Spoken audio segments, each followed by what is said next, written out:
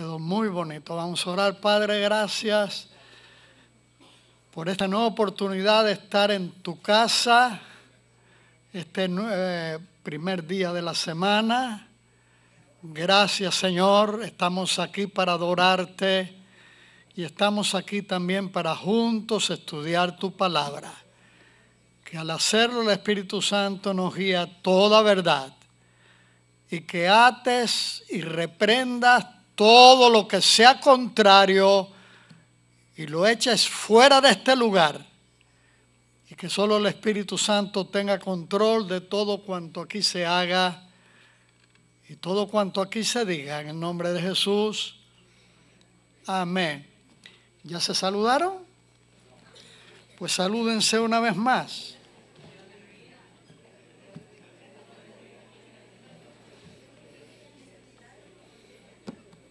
Solo saludo, solo saludo.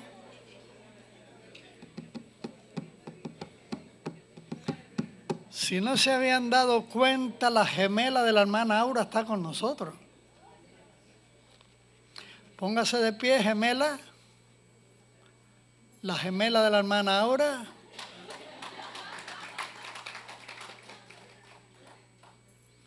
Bienvenida. Amén. Tome asiento. Vamos a la palabra, vamos al Evangelio de Marcos, capítulo 9. Evangelio de Marcos, capítulo 9. Vamos a leer primero el versículo 2, después más adelante continuaremos. 6 días después, Jesús tomó a Pedro, a Jacobo y a Juan y los llevó aparte solos a un monte alto y se transfiguró delante de ellos. Hoy estudiaremos sobre un retiro espiritual extraordinario.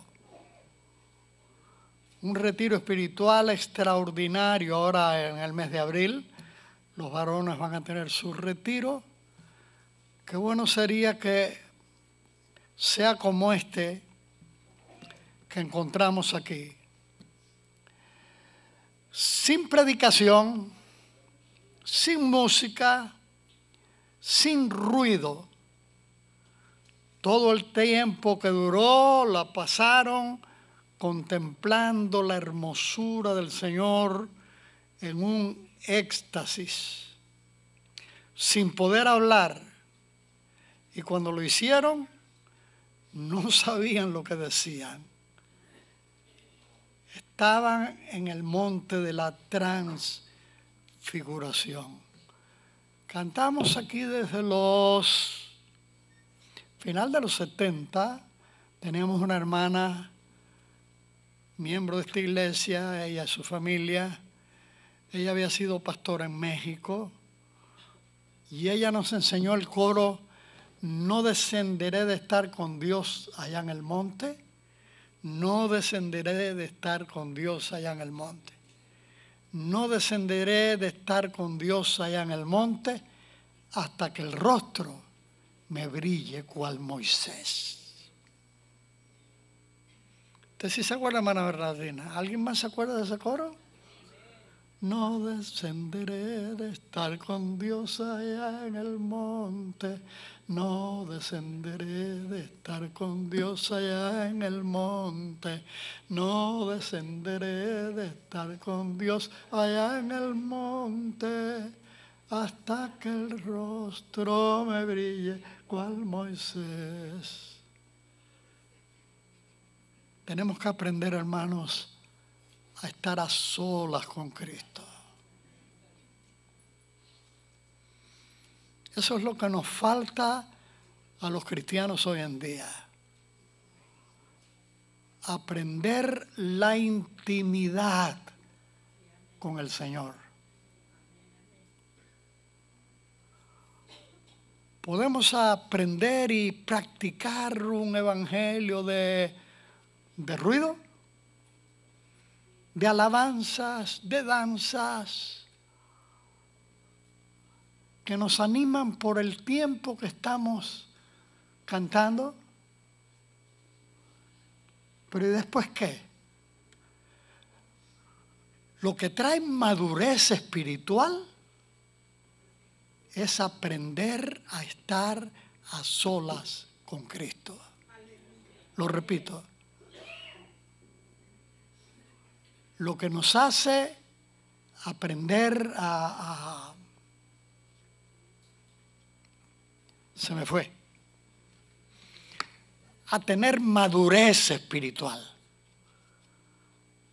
Lo que da en realidad poder de Dios para rechazar las tentaciones y para echar fuera demonios.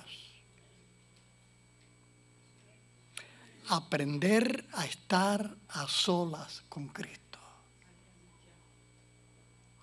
Creo que fue el domingo pasado que cité cuando Elías, huyendo de Acab y Jezabel, se introdujo en una cueva después de haber caminado 40 días y 40 noches. Y aquí un viento recio, un terremoto, un fuego grande, pero Dios no estaba ni en el viento, ni en el terremoto, ni en el fuego. Pero después, ¿qué siguió?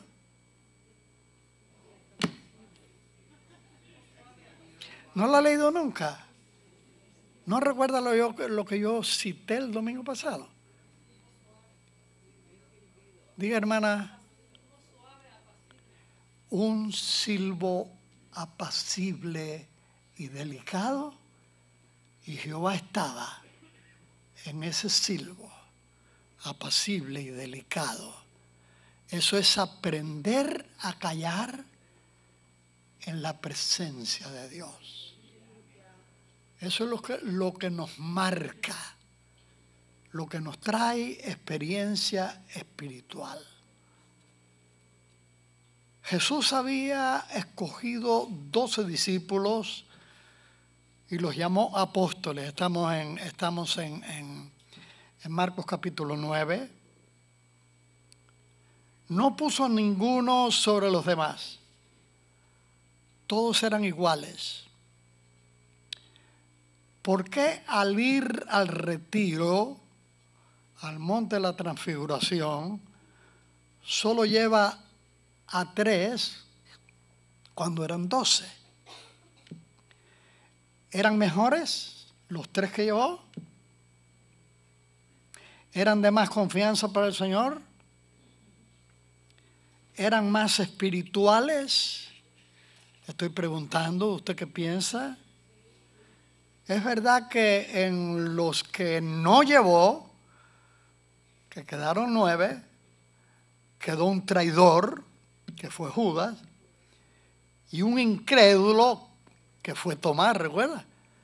Si no meto mi dedo, si no veo, no voy a creer. Pero también de los que no llevó, un traidor Judas, un incrédulo Tomás, pero se llevó a un cobarde. ¿Quién fue el cobarde? Pedro, que lo negó. El Señor conocía los defectos de cada uno, pero también sabía lo que cada uno iba a estar dispuesto a sufrir por su maestro. Por eso Él conocía a los 9 y conocía a los 3 también.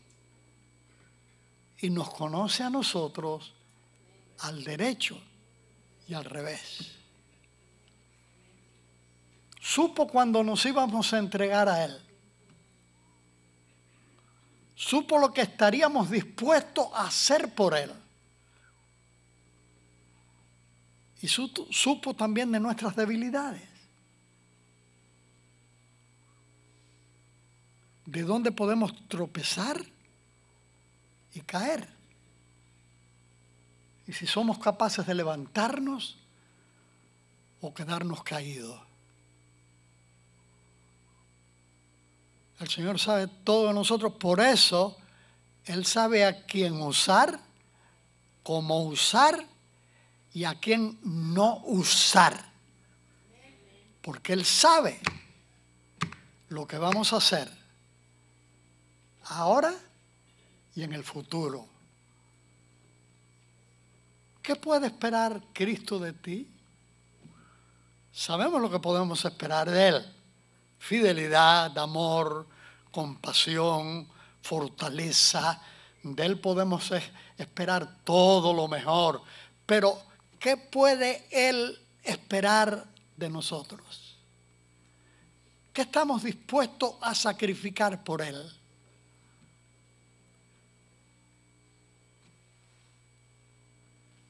Hay personas que asisten a las iglesias esperando qué pueden recibir en la iglesia. Algunos van a algunas iglesias porque reparten comida. Otros van a iglesias donde en un momento de una prueba muy grande va a haber personas que se van a compadecer, que les van a tender una mano. Hay gente que no pueden pagar la renta un mes y corren a una iglesia a llorar. Me faltan 100, me faltan 1000. A ver si la iglesia me puede echar una mano. Pero la iglesia no es welfare. El papel de la iglesia es espiritual. Naturalmente la iglesia tiene que ser compasiva. Y hasta donde pueda ayudar, ayuda. Hasta donde pueda ayudar, porque tampoco tiene obligación.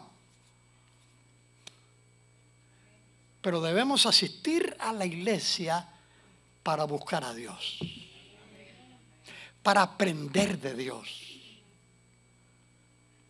para prepararnos para la eternidad. Para eso está la iglesia. Aleluya. Amén.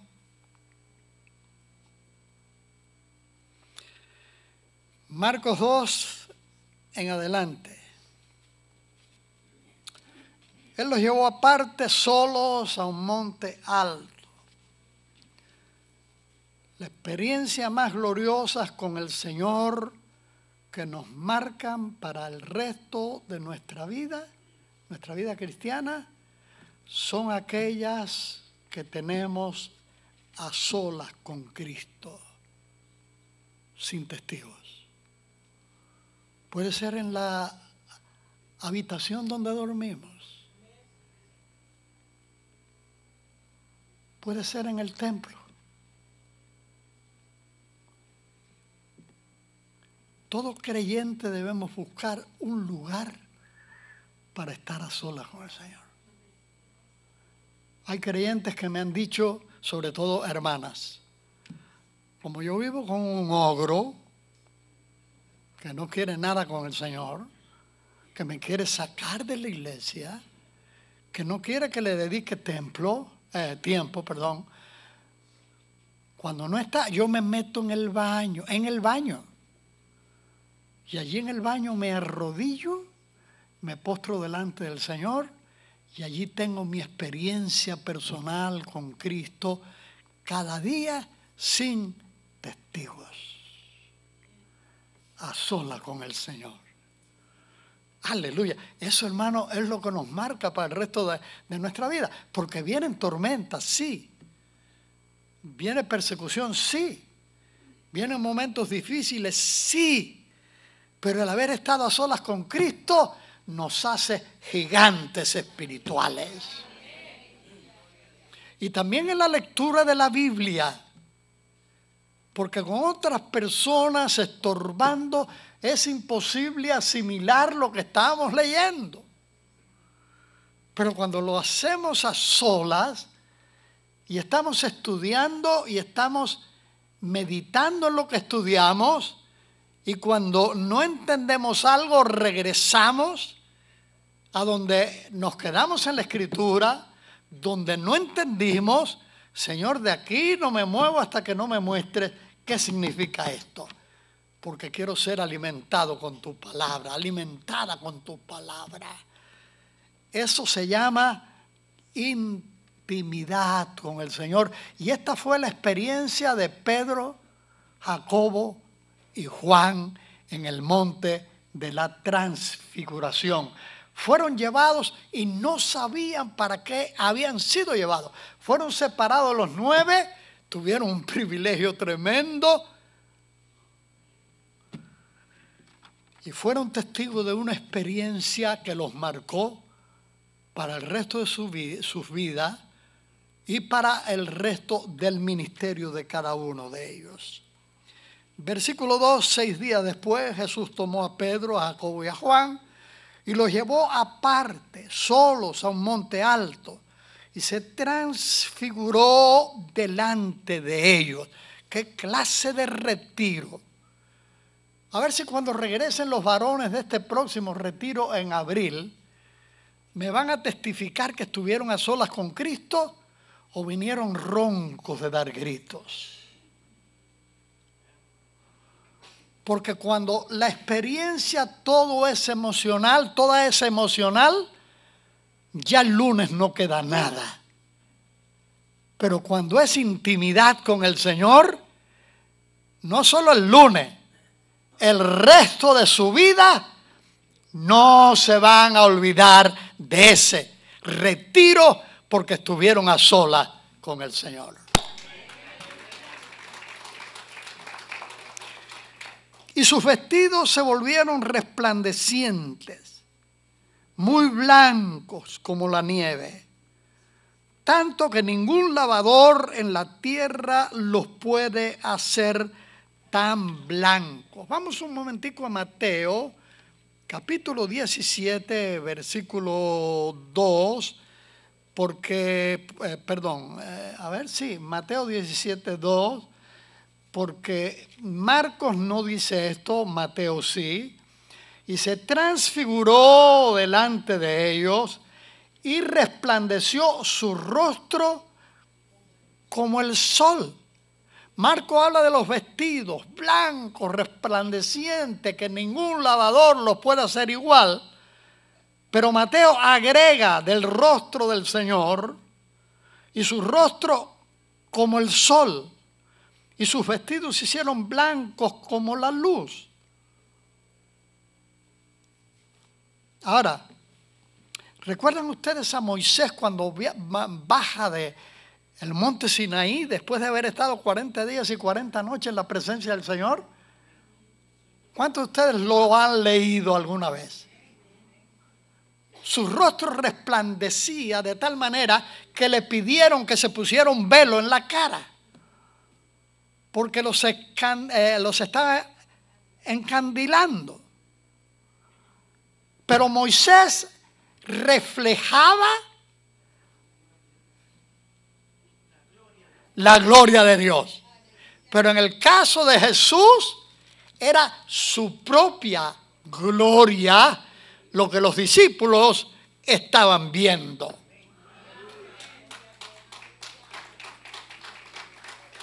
¡Qué experiencia, hermanos! La de Moisés. Pero la de los discípulos fue mayor todavía. Porque estaban cara a cara delante de su Señor. Gloria a Dios. Gloria a Dios. Juan dice en el Evangelio de Juan capítulo 1 versículo 14, hablando de Jesús, dice, y vimos su gloria. Gloria como del unigénito del Padre, lleno de gracia y de verdad. Puede referirse a todo el ministerio del Señor, del que Juan fue un testigo durante 3 años y medio. Pero a mí me parece que Juan se refería al monte de la transfiguración. Y vimos su gloria, gloria como la del unigénito del Padre, lleno de gracia y de verdad. Hermano, nuestras experiencias con el Señor son las que hacen que nuestro testimonio cristiano sea valedero para aquellas personas que conviven con nosotros, que platican con nosotros, que saben de nosotros. Ese es un cristiano verdadero. Esa es una cristiana verdadera. Porque ven en nosotros un ejemplo de personas que vivimos lo que hemos visto y oído de la gloria de Dios en nuestras vidas. ¿Lo entendieron o no? ¿Entendieron? Sin embargo, hay muchas personas que tienen que estar diciendo, un momento, yo soy un siervo de Dios, me respeta, yo soy un cristiano, soy una persona recta. Tienen que estarlo recalcando porque sencillamente no les creen. Pero un verdadero cristiano, una verdadera cristiana que vive en la presencia del Señor, en intimidad con Cristo, no tiene que estar pregonando lo que es, porque refleja que está viviendo en comunión con su Señor.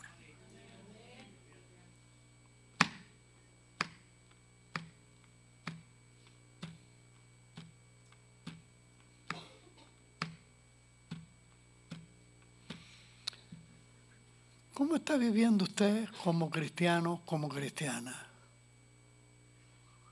¿Cuál es el testimonio en el hogar? ¿En el vecindario? ¿En la escuela? ¿En el centro de trabajo? ¿Cómo te ven los demás? Porque no es lo que tú dices que eres. Es lo que los demás tienen que ver en ti, que les va a decir si eres o no eres un verdadero, una verdadera discípulo del Señor.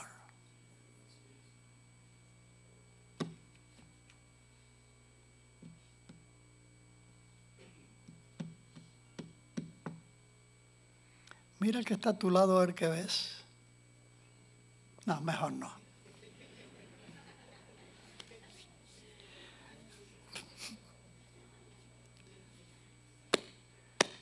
Porque lo que testifica es lo que hacemos, es lo que decimos, es como andamos.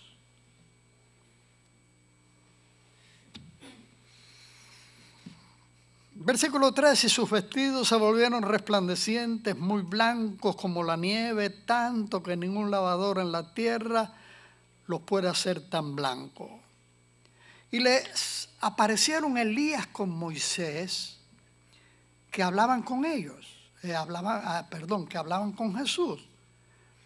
Elías y Moisés eran los dos profetas, y me imagino que hasta el día de hoy para los judíos, los dos profetas más importantes para los judíos. Moisés, recuerden cuántas veces le reclamaron al Señor que ellos obedecían a Moisés, a la ley, etcétera, etcétera. Cuando el Señor enseñaba algo, es que Moisés nos dijo, es que Moisés nos mandó. Y después de Moisés, el gran profeta Elías, que estaba profetizado que habría de venir antes del Mesías.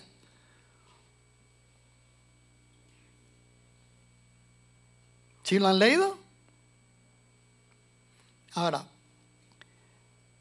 en aquel lugar, en aquel monte, cuando ellos se dan cuenta, no solo está el Señor que se había transfigurado delante de él, hay dos personajes conversando con él. Ellos no oyeron lo que hablaban, no supieron lo que hablaron, pero quizás estaban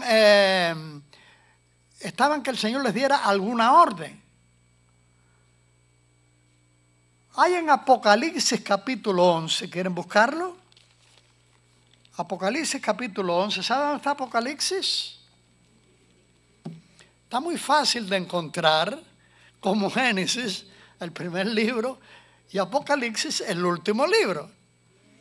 Y en el capítulo 11,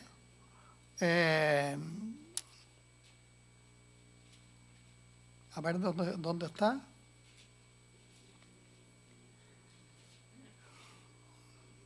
Y daré a mis dos testigos, versículo 3, que profeticen por 1260 días vestido de cilicios, 3 años y medio.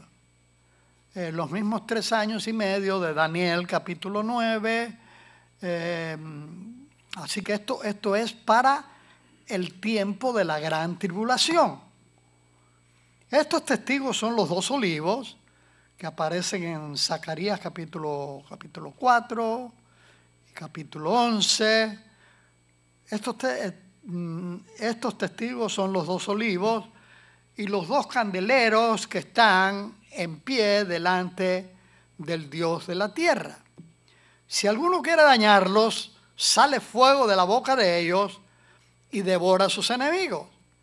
Y si alguno quiere hacerles daño, debe morir él de la misma manera. Estos tienen poder para cerrar el cielo a fin de que no llueva en los días de su profecía, y tienen poder sobre las aguas para convertirlas en sangre, y para herir la tierra con toda plaga cuantas veces quieran. Esto va a suceder durante 3 años y medio, en la gran tribulación. Ahora, se cree que estos 2 testigos son Moisés y Elías. No se sabe, pero la creencia que prevalece es que, siendo que Moisés, su cuerpo no fue encontrado. Cuando Dios le dijo que subiera al monte y se muriera, dice que Dios escondió el cuerpo y lo escondió con el propósito de que Israel no lo cogiera y lo embalsamara para adorarlo, porque todavía los israelitas en el desierto traían ideas paganas de Egipto, y por eso el Señor lo escondió. ¿Sería que el Señor lo llevó directamente al cielo? Y Elías, ¿cuántos conocen la historia de Elías? Que no vio muerte, porque Dios lo transportó directamente al cielo. ¿Pueden ser ellos que tienen que venir para morir? Aunque también Enoc fue llevado al cielo y no murió. Pero lo cierto es que pudiera ser Moisés y Elías, que van a tomar cuerpos y van a profetizar en Jerusalén por 3 años y medio. El anticristo va a tratar de destruirlo, no va a poder, hasta que Dios decida que ya es hora que ellos entreguen sus cuerpos, que mueran. Pero, ¿cuántos han leído el capítulo 11 de Apocalipsis? A ver las manos. Ay, hermano, qué ignorancia del libro de Apocalipsis, porque muchísima gente le tiene miedo. Pero es palabra de Dios, tiene que leerlo, es profecía, tiene que leerlo. Los van a matar en una plaza en Jerusalén, van a estar 3 días, la gente no va a permitir que los entierren, van a hacer fiesta porque ellos los atormentaban con sus profecías. Pero de pronto, a los 3 días, va a entrar el Espíritu en ellos y delante de toda la gente van a comenzar a ascender al cielo y toda la gente lo van a ver. Cuando yo me convertí en el año 51, pues todavía, en Cuba no había todavía televisión. La televisión estaba comenzando aquí en Estados Unidos. Ok. Pero después se inventó la televisión. Después vinieron los satélites. Y ahora un partido, por ejemplo, el fútbol, una Copa Mundial, la están viendo en el mundo entero, alrededor, en las aldeas de África, en todas partes, lo están viendo a través de satélites que se van encadenando. Cuando el Papa visita en algún lugar, lo están transmitiendo y el mundo entero católico lo está viendo porque se están enlazando los satélites. Cuando el Señor venga en su segunda venida en gloria, todo ojo le verá. ¿Cómo le van a ver? A través de la televisión, por satélites. Y cuando estos dos testigos sean levantados, los van a estar viendo también en cada rincón de la tierra, asombradísimos.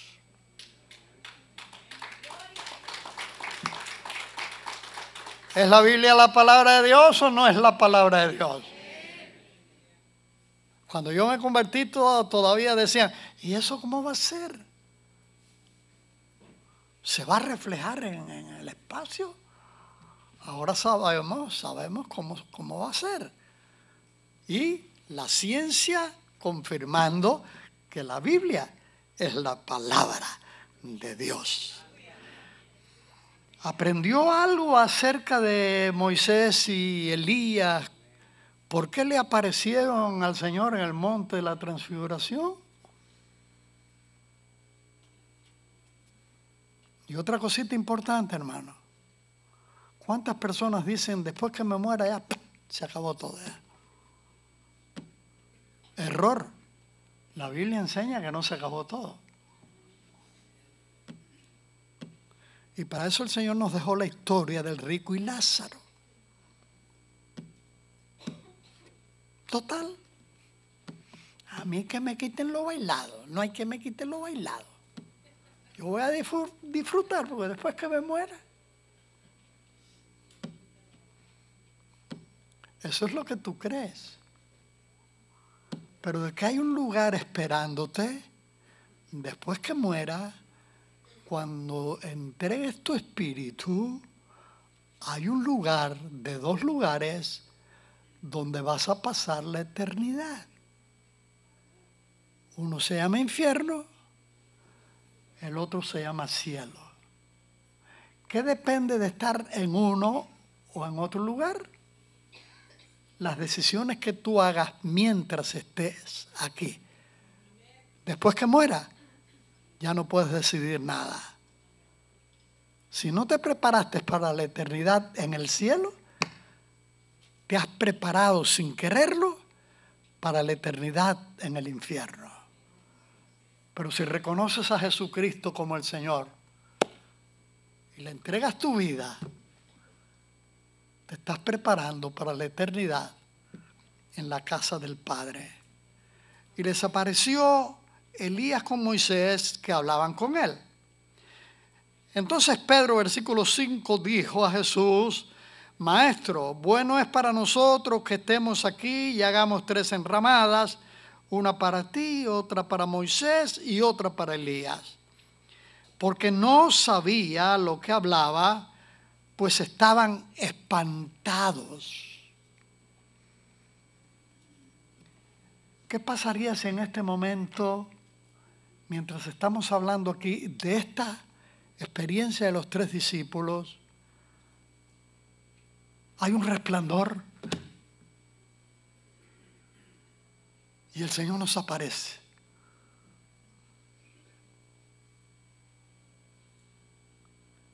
¿Tiene usted idea de qué pasaría con usted? Yo sé lo que pasaría conmigo. Me daría un susto, pero sería glorioso.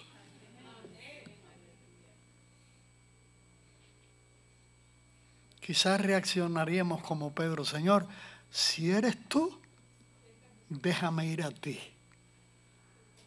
y déjame tocar tu vestido. Wow.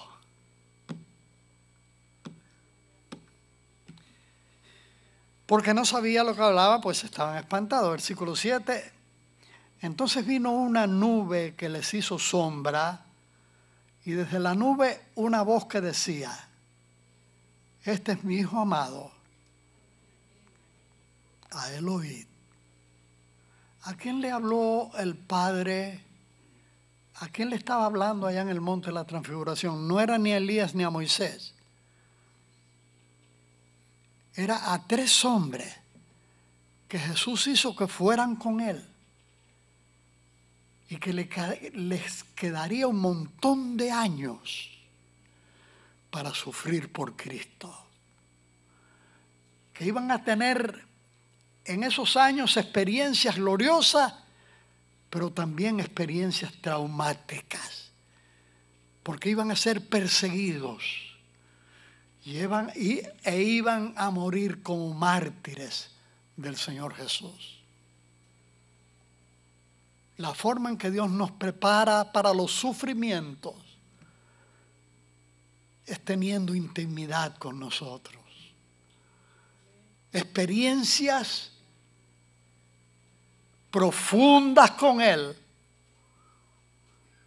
que en momentos difíciles de prueba, de tentaciones, el diablo no nos podrá mover, porque ya habremos conocido al Señor lo suficiente para decir, aunque me cueste la vida, nadie me va a apartar del amor de Dios, como dijo Pablo en Romanos capítulo 8. ¿Qué nos apartará del amor de Dios? Tribulación, prueba, peligro, cuchillo, hambre.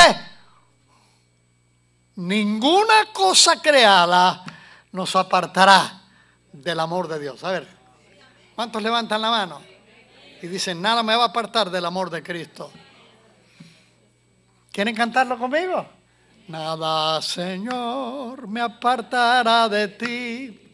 Nada, Señor, me apartará de ti.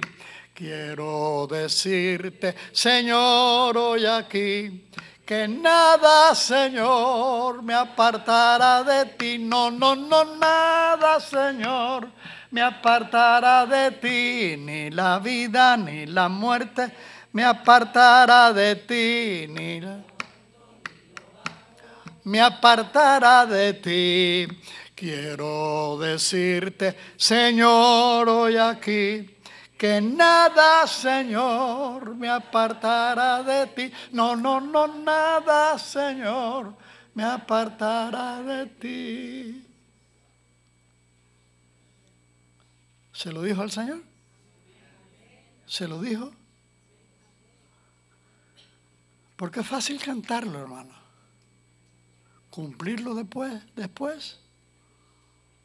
Entonces vino una nube que les hizo sombra, y desde la nube una voz que decía, y esta es la voz del Padre, este es mi Hijo amado, a él oíd, algo así como en el bautismo del Señor en el río Jordán. Y luego, cuando miraron, no vieron más a nadie consigo, sino a Jesús solo. Ya estoy terminando, pero quiero detenerme aquí un momento, hermanos, porque para los judíos Moisés y Elías, como dije hace un rato, era lo máximo. Por eso muchísimos judíos no quisieron creer en él, porque creían que Moisés les estaba quitando la ley, querían quitarle la ley, y para ellos la ley de Moisés era lo más grande. Por eso discutían con él, pero es que Moisés dijo, es que Moisés nos mandó. Ahora, ya estos 3 discípulos ya habían andado con Cristo un buen tiempo. Ahora están experimentando esta experiencia que los tenía espantado. Pero el Señor aquí les está dando una lección. Y luego cuando miraron, no vieron más a nadie. Ya no estaba Moisés, ya no estaba Elías, estaba Jesús solo. ¿Cuál es la enseñanza? Ni Moisés, ni Elías, ni ningún otro, solo Jesús, como dijo Pedro, porque solo tú, Señor, tienes palabras de vida eterna. No hay otro. Él es el camino, es la verdad y es la vida. Si quieres ir al cielo, tienes que entrar a través de Jesucristo. Dios te bendiga, Ramiro. Quiero decirte que cuando comencé, les dije a los presentes que miraran el púlpito. Lo lindo que lo dejaste. Este es el hombre. Gracias, Ramiro. Aleluya. Versículo 9. Y descendiendo ellos del monte, les mandó que a nadie dijesen lo que habían visto, sino cuando el Hijo del Hombre hubiese resucitado a los muertos. Quiero decir que ellos no le dijeron nada ni siquiera a los 9. Seguramente ni a los familiares. A nadie, porque el Señor les dijo, no lo digan. Ahora, después ya les contaron seguramente la experiencia tan tremenda que habían tenido que todavía no habían acabado de digerir. Vieron al Señor en toda su hermosura. Vieron la gloria que Él tuvo antes de venir para tomar un cuerpo humano. La gloria que tuvo desde la eternidad. Ellos en aquel monte contemplaron esa gloria. Hermanos, tenemos que subir al monte.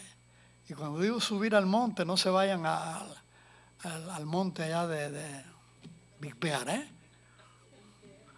Es buscar un lugar para estar a solas con Cristo, para hablar con Él, para derramar lágrimas delante de Él, para agradecerle por todas sus bondades, sus misericordias eternas y para recargar pilas.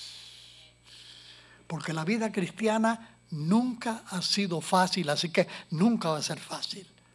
Hay tentaciones, hay pruebas muy difíciles que solamente se pueden soportar estando en la presencia del Señor.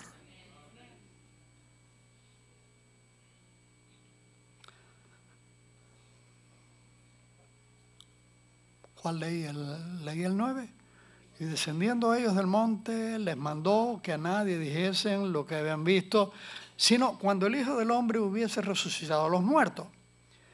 Y guardaron la palabra entre sí, entre los tres, discutiendo qué sería aquello de resucitar de los muertos. Y le preguntaron diciendo, ¿por qué dicen los escribas que es necesario que Elías venga primero? Vieron a Elías y vieron a Moisés. Pero está profetizado, y ya les cité algunos versículos, por ejemplo, ¿de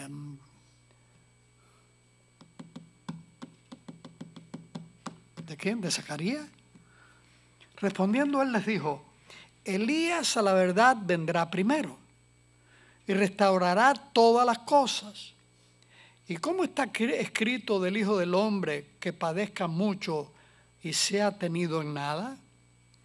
Pero os digo que Elías ya vino y le hicieron todo lo que quisieron, como está escrito de él. Y todos los comentaristas bíblicos piensan que el Señor aquí se refirió a Juan el Bautista, que Juan el Bautista vino en el espíritu de Elías.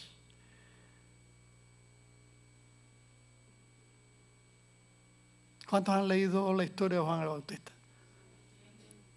Por ejemplo, Mateo, Lucas comienzan con la historia de Juan el Bautista, cómo apareció en el desierto, cómo bautizaba en el desierto, cómo bautizó al mismo Señor Jesús. Aleluya. Me hubiera gustado, pero se me acabó el tiempo, me hubiera gustado continuar, porque después que él baja del monte con sus discípulos y llega a la ciudad, se encuentra un cuadro de un joven poseído por un espíritu inmundo, un demonio. Sin embargo, los 9 que quedaron, que no fueron con el Señor, no pudieron echar fuera el demonio.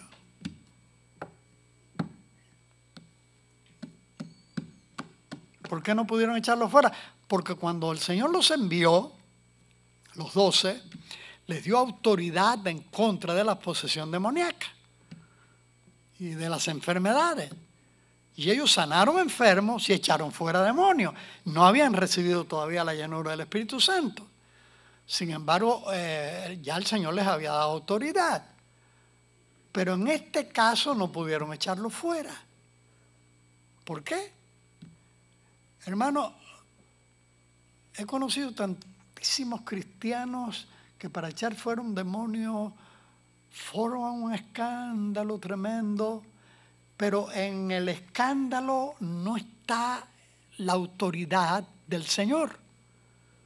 La autoridad del Señor está en una vida consagrada a Dios. En una vida que vive una vida cristiana genuina. Allí está la autoridad que da el Espíritu Santo. Lo repito, no es en el ruido que se hace. El ruido no espanta al diablo. El diablo sabe quién tiene autoridad y quién no tiene.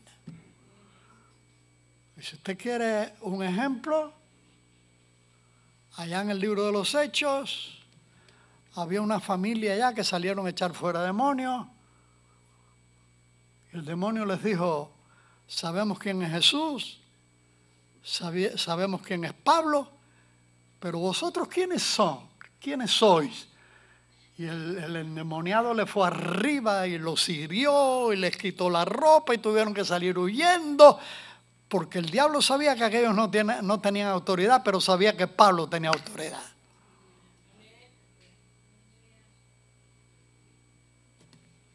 ¿Termino? Pues claro que termino, si veo en la cara de ustedes que quieren que termine. Vamos a orar. Padre, gracias por lo que hemos aprendido esta mañana en tu palabra.